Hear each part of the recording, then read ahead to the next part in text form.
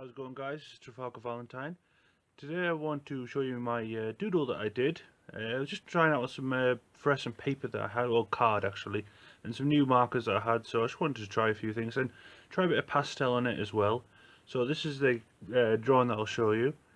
Yeah, it looks pretty good. I did this area with dark markers, as you can see, working with red, then darken up those reds with black, and then I wanted to highlight those reds with something a bit more contrasting, so I used a bit of blue on there.